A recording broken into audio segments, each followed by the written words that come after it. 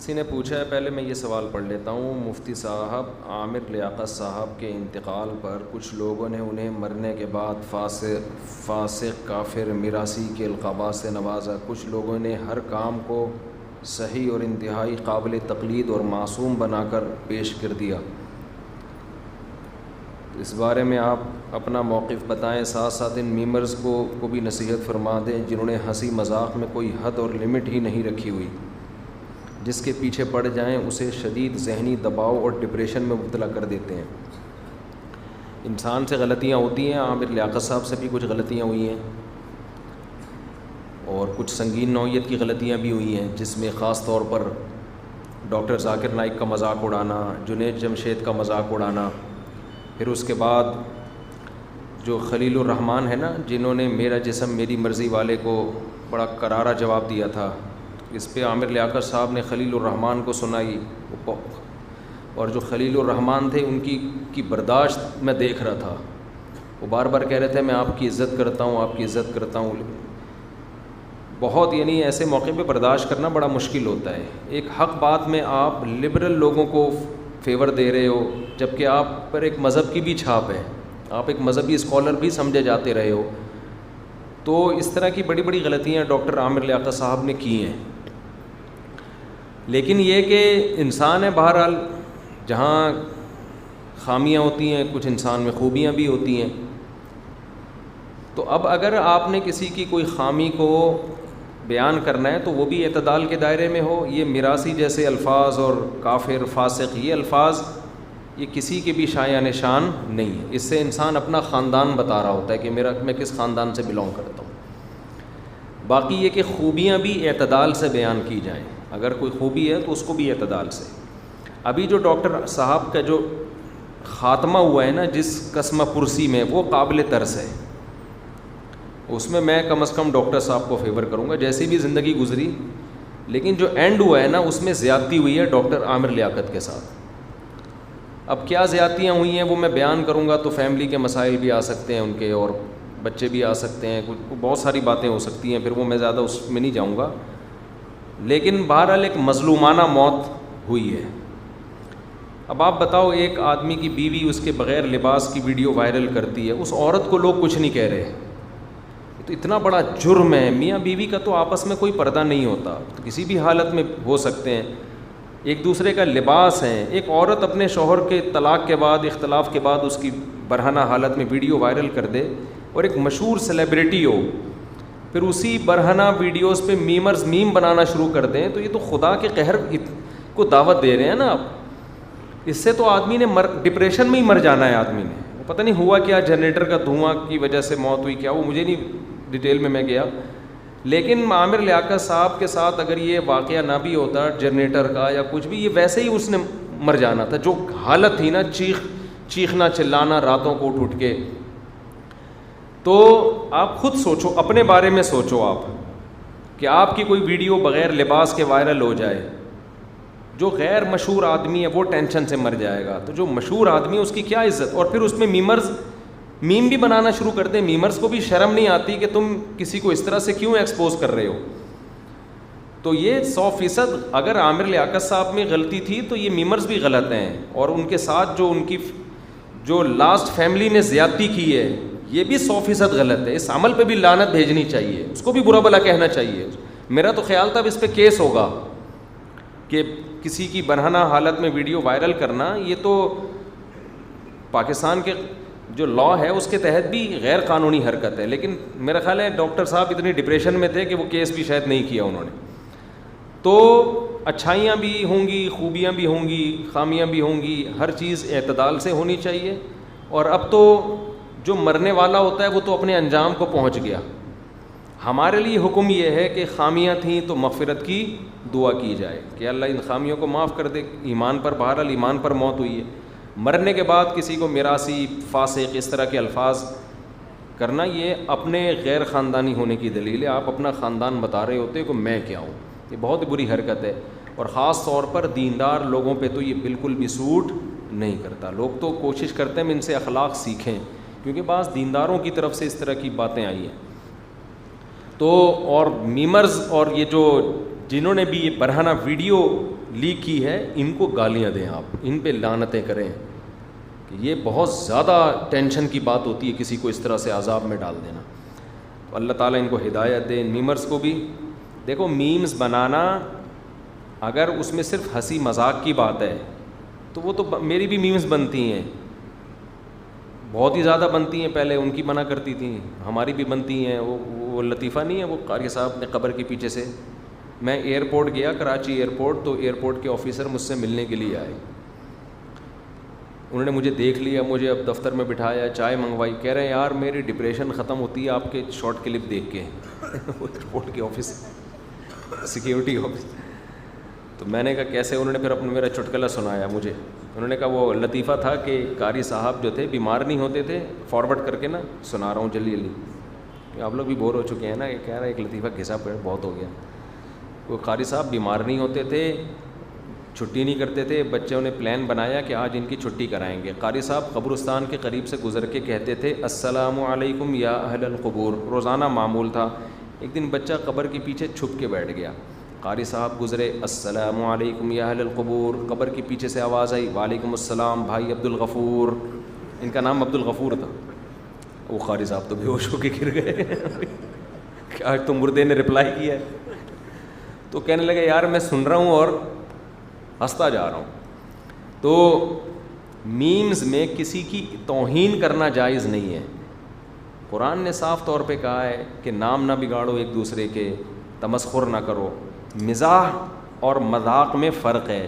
مزاح نبی صلی اللہ علیہ وسلم نے بھی کیا ہے, مزاح کیا ہے. بہت سارے واقعات ہیں حدیث میں جس میں آپ نے مزاح کیا. مذاق اڑانے کا مطلب یہ ہوتا ہے کہ آپ اگلے کو ایک تماشا بنا رہے ہو میمز کے ذریعے. تو ڈاکٹر عامر لیاقت کا مذاق نہیں اڑایا گیا, یہ آخری دنوں کی بات کر رہا ہوں جس میں بغیر لباس کے جو ان کی ویڈیو وائرل ہوئی ہے اس میں تماشا بنایا گیا ہے. یہ کل آپ کے ساتھ بھی ہو سکتا ہے, جو میمرز ہیں ان کے ساتھ بھی ہو سکتا ہے.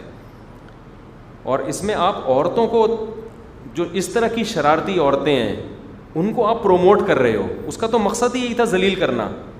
ہونا تو یہ چاہیے تھا اس کے خلاف میم بناتے جس نے اپنے شوہر کی ویڈیو وائرل کی ہے. میں تمہارے درجنوں اختلاف ہو سکتے ہیں, اختلاف کو اس حد تک جانا کہ آپ اس کی برہنہ ویڈیو. اچھا یہ بات میں بار بار کہتا ہوں, طلاق کے بعد میاں بیوی ایک دوسرے پہ الزام لگاتے ہیں, ان الزامات کو سچا نہ سمجھا کریں, کبھی بھی سچا نہ سمجھا کریں, چاہے کتنا بڑا ہے. عورتوں کی عادت ہوتی ہے طلاق کے بعد شوہر پہ فحش الزام لگانا, کیونکہ ان کے پاس سب سے بڑا حربہ فحش الزام. ان کو پتہ ہے کہ لوگ میری بات پہ یقین کریں گے کیونکہ گھر کے اندر کے حالات بیوی کے علاوہ کوئی نہیں جانتا. عورت کو پتہ ہے بھائی میں نے اگر کہہ دیا نا لڑکیوں سے بات کرتا ہے یا یہ کرتا ہے, فوراً یہ میرا نعرہ مارکیٹ میں چلے گا, اور اس نعرے سے مرد بھی متاثر ہوتے ہیں, باتیں کرتے ہیں. دیکھو اس کو تو بیوی اس کے بارے میں یہ کہہ رہی تھی, دیکھو اس کی تو بیوی اس کے بارے میں یہ کہہ رہی تھی. تو بھائی جب طلاق ہو گئی ہے تو دشمنی ہو گئی نا. اب تو بیان ہی معتبر نہیں ہے شریعت میں. دشمن کا دشمن کے خلاف گواہی معتبر ہوتی ہے؟ کبھی بھی نہیں ہوتی. دوست کی دوست کے حق میں گواہی معتبر نہیں ہے, اور دشمن کی دشمن کے خلاف گواہی معتبر نہیں ہے. دشمن کی دشمن کے حق میں گواہی معتبر ہے, دوست کی دوست کے خلاف گواہی معتبر ہے. اصول یہ ہے شریعت کا, دنیا کا اصول ہے, صرف شریعت کا نہیں ہے. تو یہ بہت ہوتا ہے سیلیبریٹیز میں, جب میاں بیوی میں علیحدگی ہوتی ہے تو دونوں نے ایک دوسرے پہ الزام لگانے, میڈیا کی زینت بننا ہے. اس میں جو الزام لگا رہا ہے اس پہ لعنت بھیجو. بولے جب تیرے علیحدگی ہو گئی ہے, طلاق ہو گئی ہے, تجھے کیا اس عورت کے پیچھے پڑا ہوا ہے, تو ہاتھ دھو کے وہ ایسی تھی تو ویسی تھی, وہ یوں تھی تو وہ یوں تھی. اور عورت کو بولو تجھے کیا ہے کہ تو اپنے میاں کے الزام لگا رہی ہے کہ وہ ایسا تھا. علیحدگی ہو گئی نا, تو کہیں اور شادی کر, اس کو کہیں اور کرنے دے, تیری کیا تکلیف ہے تجھے. لوگ چسکے لے لے کے سن رہے ہوتے ہیں, ابے دیکھا کہہ رہا اپنی بیوی کو ابے ایسی تھی, اور وہ عورت اس کے بارے میں کہہ رہی ہوتی ہے, اور پھر لوگوں کو تائید بھی مل جاتی ہے. تو صحابہ میں بھی طلاقیں ہوئی ہیں. حضرت عمر نے اپنی زوجہ کو طلاق دی تھی. کتنے بڑے امیر المومنین تھے, خلیفہ تھے. بچے کے بارے میں کیس آیا حضرت ابو بکر کے پاس کہ بچہ کس کو ملے گا. حضرت عمر کہہ رہے تھے بچہ میں رکھوں گا, ان کی زوجہ کہہ رہی تھی بچہ میں رکھوں گی. لیکن الزام تراشیاں کہیں بھی نہیں ہے کہ امیر المومنین نے طلاق دی. اب عورتوں سے لوگ آ کے پوچھ رہے ہیں کہ ان کی زوجہ سے کہ امیر المومنین نے طلاق دے دی, بھائی کچھ تو ہوگا, تمہارے اندر کوئی تو خرابی ہوگی. بھائی حضرت عمر نے سوچا میرے نہیں گزارا ہو رہا, کیونکہ حضرت عمر تھے انتہائی مسکین, انتہائی غریب. بعض خواتین نے حضرت عمر کے رشتے کا انکار کیا اسی بیس پہ. حضرت عمر نے ایک جگہ نکاح کا پیغام بھیجا, ان صحابیہ نے یہ کہہ کے انکار کیا کہ ان کے چہرے پہ آخرت کے خوف سے ہر وقت سلوٹیں ہوتی ہیں, خوشی ان کے چہرے پہ نظر, آخرت کا خوف اتنا ہے, ہر وقت تو روتے رہتے ہیں, تو ان سے میرا نباہ نہیں ہو سکتا. بعض دفعہ انکار کی بیس سامنے والے کی خوبی بھی ہوتی ہے. تو حضرت عمر تو اتنے مسکین تھے, اتنے غریب تھے, ہو سکتا ہے ان کی زوجہ نے سوچا ہو بھائی ہم اتنا تقوی افورڈ نہیں کر سکتے. حضرت عمر نے کہا بھائی میں تمہارے جیسا نہیں بن سکتا, چلو میوچل انڈرسٹینڈنگ سے کیا کر لیتے ہیں, علیحدگی. بعض دفعہ ایسے بھی ہوتا ہے دونوں ٹھیک ہوتے ہیں, مزاج نہیں بن رہا, چلو بھائی تمہیں فارغ کیا میں نے, طلاق دے دی ان کو. تو کہیں بھی نہیں ملتا کہ اس پہ الزام لگائے ہوں لوگوں نے, ان عورت کی بھی کہیں ہو گئی شادی, ان کی بھی ہو گئی. صحابہ میں ایسے ہی ہوا کرتا تھا, الزام تراشیاں بولو نہیں ہوتی تھی. آج بہت گندا کر دیا ہے میڈیا نے, میمرز نے اور سوشل میڈیا نے, پرسنل لائف میں گھسنا, وہ اس کو گالیاں, وہ اس کو گالیاں, وہ اس کو برا. ایک بات تو یہ سمجھ لو, کبھی بھی نہ جاؤ ان معاملات میں. دوسرا, میں اکثر یہ دیکھ رہا ہوں, اکثر طلاق کے بعد عورت بچوں کو باپ سے محروم کر دیتی ہے. یہ ایسا ہو گیا ہے کہ شاید 1% خواتین ایسا نہ کرتی ہوں. اس میں کوئی عورت کو برا نہیں کہہ رہا ہوتا کہ تمہارا شوہر سے اختلاف تھا, بچوں کو کیوں نہیں باپ سے ملنے دے رہی. اس میں لوگ کیا کرتے ہیں, اتنا بڑا ظلم جو نظر آ رہا ہے اس پہ کوئی کمنٹس نہیں. لوگ کہتے ہیں ان کے پرسنل معاملات ہیں. یہ پرسنل نہیں ہے, یہ بچے باپ سے کیوں نہیں ملتے, یہ پرسنل معاملہ ہے. تو ظلم ہے باپ کے اوپر. جب بھی کوئی بات ہو نا ایسے, ایک باپ جائے گا نا لوگوں کے سامنے رونا روئے گا, یار میری بیوی بچے لے کے بھاگ گئی ہے, مجھے ملنے نہیں دے رہی. کہ بھائی یہ تمہارے پرسنل معاملات, ظلم ہو رہا ہے اس کے اوپر, پرسنل معاملات نہیں ہیں. آپ اس ظلم کو, اس کو ختم کرنے کی کوشش کرو. لیکن یہاں پوری قوم کیا ہوتی ہے, چپ. میاں بیوی کا پرسنل مسئلہ ہے, اسی وجہ سے باپ بھی وہ کنارہ کشی اختیار کر کے بیٹھ جاتا ہے کہ میری کوئی سننے والا نہیں ہے. یہاں پرسنل نہیں ہے. اگر ایک آدمی کہہ رہے میری بیوی بچوں سے نہیں مجھے ملا رہی ہے, بچے میرے خلاف باتیں کر رہے ہیں, اس پہ ایکشن لینا چاہیے. بیٹا کون ہوتا ہے باپ کے خلاف ویڈیو ریکارڈ کروا رہے ہیں, بیٹی کون ہوتی ہے باپ کے خلاف بولے کہ یہ ایسا یہ ویسا ہے. میں سمجھا پا رہا ہوں اپنی بات. ایسے موقع پہ اولاد کو لعنتیں بھیجا کرو. تمہیں شرم نہیں آتی میڈیا پہ آ کے اپنے باپ کے خلاف تقریر کرتے ہو؟ تمہیں شرم نہیں آتی, تم بیٹی ہو کے اپنے باپ کے خلاف تقریر کرتی ہو میڈیا پہ آ کے؟ یہ تمہیں تمہاری ماں نے سکھایا ہے. اس میں لوگ کیا کہہ رہے ہوتے ہیں, دیکھو بچے بھی کہہ رہے ہیں ہمارا باپ ٹھیک آدمی. لوگ پتہ یہ تبصرہ کر رہے ہوتے ہیں, بچے بھی کہہ رہے ہیں کہ ہمارا باپ ٹھیک نہیں ہے, بیٹیاں بھی کہہ رہی ہیں کہ ہمارا باپ ٹھیک نہیں ہے. یہ بیٹیوں اور بیٹیوں کے گدھے اور نالائق ہونے کی علامت ہے کہ ساری دنیا کے سامنے اپنے باپ کو ذلیل کر رہے ہیں. اور یہ ماں کے نالائق ہونے کی علامت ہے جس نے بچوں کی ایسی تربیت کی ہے.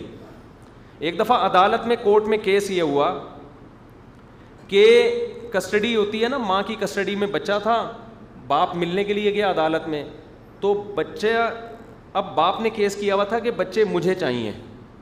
یہ چلتا ہے نا کیس, باپ کہتا ہے مجھے چاہیے, ماں کہتی ہے, تو دونوں ایک دوسرے پہ الزام لگا رہے ہوتے ہیں. ماں کہہ رہی ہوتی ہے یہ بچے یہ پال نہیں سکتا, باپ کہہ رہا ہوتا ہے کہ یہ ماں نہیں پال سکتی. ویسے ملتے ماں کو ہی ہیں ہر صورت میں, کچھ بھی ہو جائے تو. لیکن بعض دفعہ کچھ جج سے کسی کے تعلقات ہو تو ایک الگ بات ہے, ملتے ماں کو ہی ہیں. تو اب ہوا یہ کہ باپ نے کیس کیا ہوا تھا مجھے چاہیے, تو ماں نے یہ شو کرانے کے لیے نا کہ دیکھو بچے باپ سے نفرت کرتے ہیں. تو جیسے ہی باپ نے بچے کو گود میں لیا, بچے نے تھپڑ مار دیا باپ کے کہ مجھے نہیں جانا آپ کے ساتھ. جج تھا کوئی خاندانی جج, کیا تھا, اس نے فوراً بچہ ماں سے لے کے باپ کی کسٹڈی میں دیا, بولا تم پالو گے اس کو. اور ماں کو ڈانٹا کہ یہ تیری تربیت ہے کہ بچہ باپ کو تھپڑ مار رہا ہے. کیونکہ بچہ تو معصوم ہوتا ہے, اسے کیا پتا کیا کرنا ہے اس کو. تو ماں نے باپ کے خلاف اتنا زہر اس کے دماغ میں ڈالا ہے کہ باپ نے گود میں اٹھایا تو بچے نے کیا کیا ہے, باپ کے, وہ جج غیرت مند تھا, اس کو, وہ بھی باپ ہے نا, اس کو بھی اندازہ ہوا کہ یار یہ کیا ہو رہا ہے. اس نے فوراً اٹھا کے کس کی کسٹڈی میں دے دیا, باپ کی. لیکن جج بھی آج کل مارکیٹ میں اس طرح کے کم ہی آ رہے ہیں.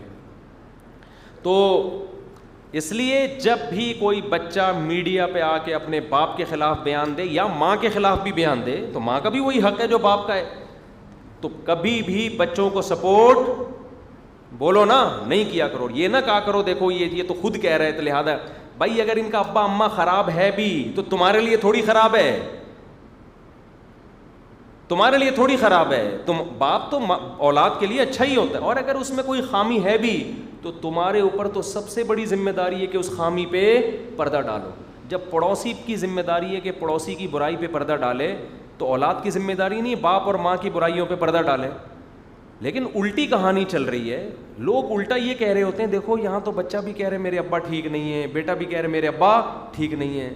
تو لعنت بھیجو ایسی اولاد کے اوپر جو میڈیا پہ آ کے اپنے باپ کو برا بلا کہہ رہی, اور اس سے باپ ڈپریشن میں جاتا ہے.